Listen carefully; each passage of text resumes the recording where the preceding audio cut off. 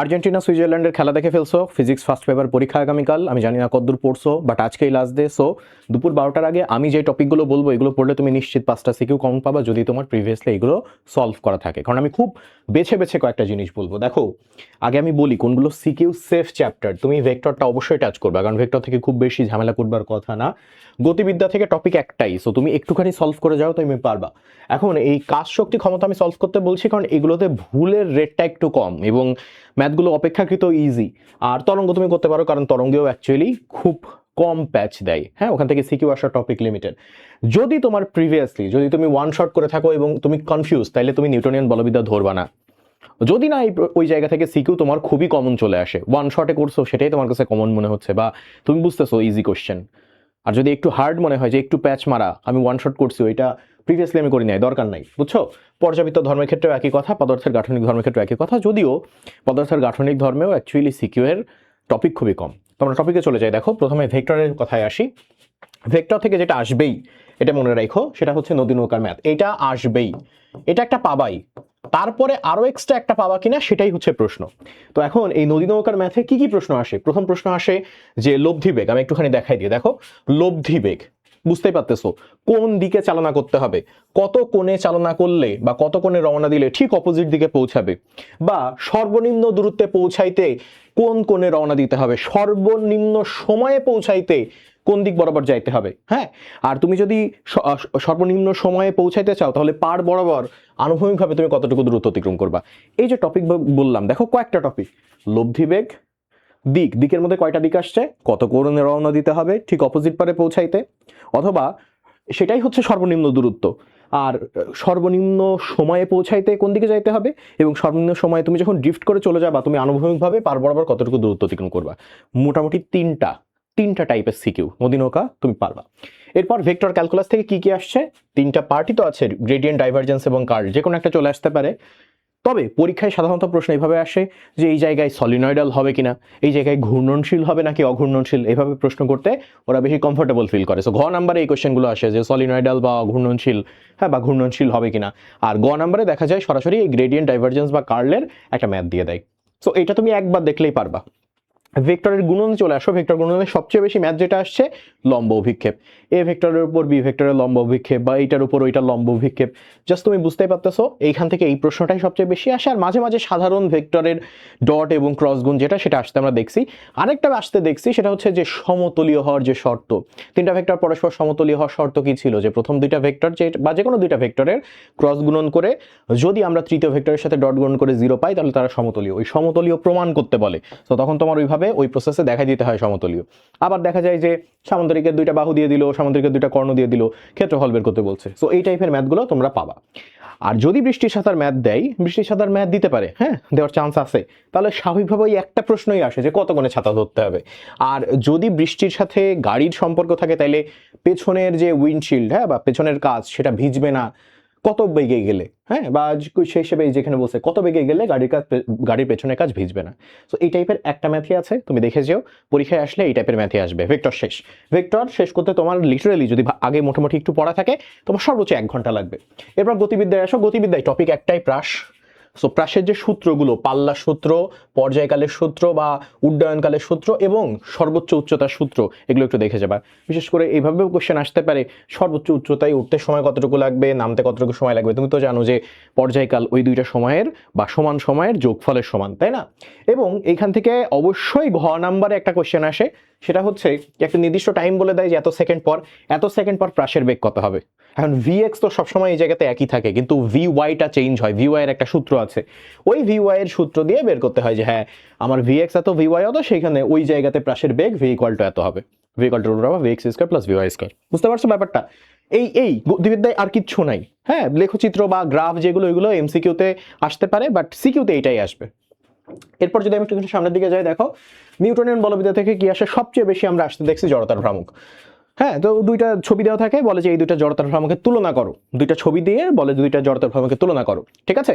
So সেই হিসেবে তুমি এই যে সরুদণ্ডের মাঝ বরাবর গেলে জড়তার ভ্রামক কত, এক কোণে গেলে জড়তার ভ্রামক কত, সিলিন্ডারের ক্ষেত্রে জড়তার ভ্রামক, রিং এর ক্ষেত্রে জড়তার ভ্রামক, গোলক, সেটা নিরেট গোলক হোক, ফাফা গোলক হোক, তার ক্ষেত্রে জড়তার ভ্রামক, এগুলো একটুখানি দেখে যাবা যাতে পরীক্ষার হলে কনফিউজ না লাগে। হ্যাঁ, এবং প্রশ্নটা এইভাবে প্রসিড করে, ওরা জড়তার ভ্রামক বের করতে বলে, তারপর একটা নির্দিষ্ট জিনিস দিয়ে বলে টর্ক বের করো, কৌণিক ভরবেগ বের করো। হ্যাঁ, সো টর্কের সূত্র, কৌণিক ভরবেগের সূত্র কিভাবে বের করতে হয়, এগুলো যেন ভুল না হয়, স্পেশালি এককও কিন্তু যদি তুমি ভুল লেখো সেক্ষেত্রে নাম্বার কাটে সিকিউতে।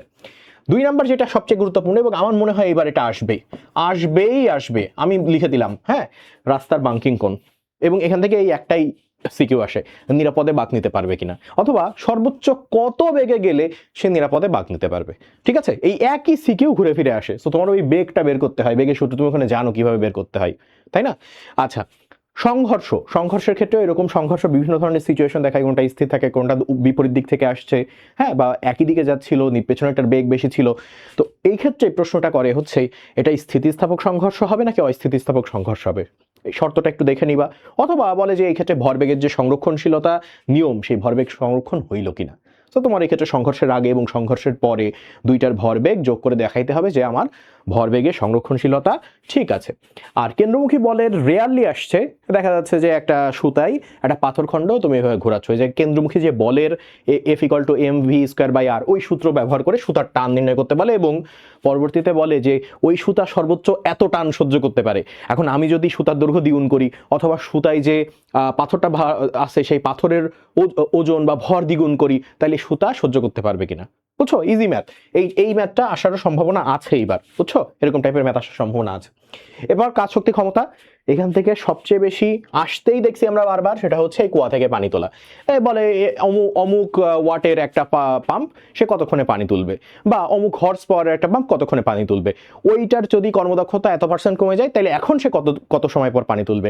ওই পাম্পের সাথে যদি আরেকটা নতুন পাম্প যুক্ত করে দিই, সেই তো কতক্ষণ পর পানি তুলবে। হ্যাঁ, বা নতুন কর্মদক্ষতা কত হবে, বা সেই ক্ষেত্রে কর্মদক্ষতার % কমে গেলে কি হবে।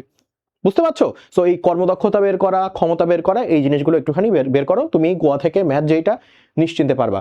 ওই জায়গাতে সবচেয়ে বেশি ইম্পর্টেন্ট হচ্ছে যে, হ্যাঁ, কোয়ার ম্যাথে সবচেয়ে বেশি ইম্পর্টেন্ট হচ্ছে ওই ওয়াটের হিসাবটা তুমি বুঝতেছো কিনা, স্পেশালি কর্মদক্ষতার ক্ষেত্রে % কমে গেলে কিভাবে ধরবা, এটা তুমি ধরতেছো কিনা।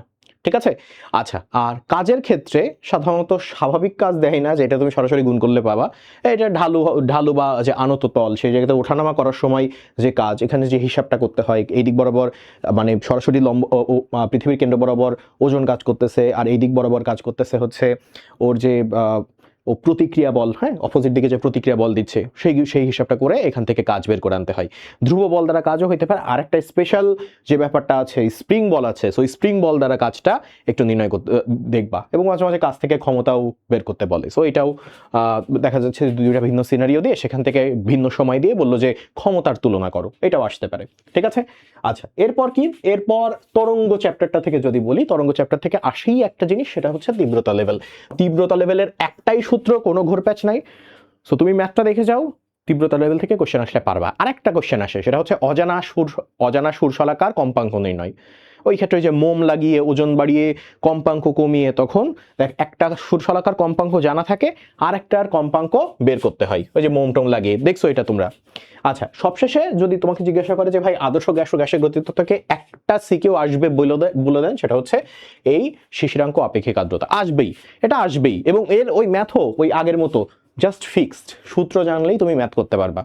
এবং দ্বিতীয় আরেকটা জিনিস আসে যে গ্যাসের বাবল নিচ থেকে উপরে যখন আসে, তখন 3 গুণ 4 গুণ এরকম হয়ে যায়, সেখান থেকে নির্ণয় করতে বলে হ্রদের গভীরতা কত। এই কোশ্চেনে কোনো প্যাচ দেয় না, শুধু একটাই প্রশ্ন, হ্রদের গভীরতা কত। এবং এইটার একটা সহজ বিষয় হচ্ছে, এটার একটা শর্টকাট আছে, তো শর্টকাট দিয়ে তুমি উত্তরটা রিচেকও করতে পারবা যে না, আমার উত্তর ঠিক আছে।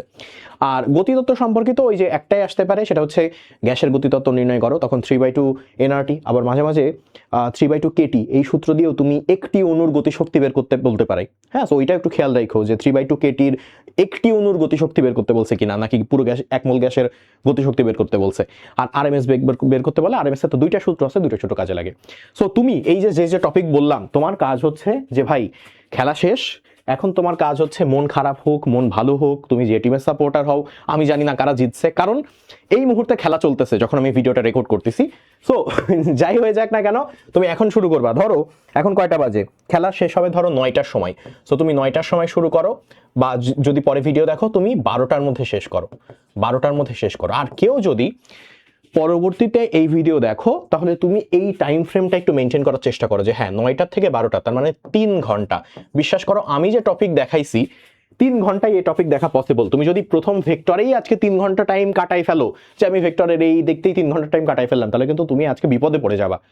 সেই জন্যই বলছি যে তুমি এমসিকিউ প্র্যাকটিস করার বিষয় আছে, তুমি জাস্ট জিনিসগুলো যে 3টা জিনিস বলছি, এখান থেকে 2টা জিনিস বলছি, হ্যাঁ ভেক্টর গুণনে জাস্ট এই 2টা ইম্পর্টেন্ট জিনিস বলছি, আর এটা তো তুমি পারবাই।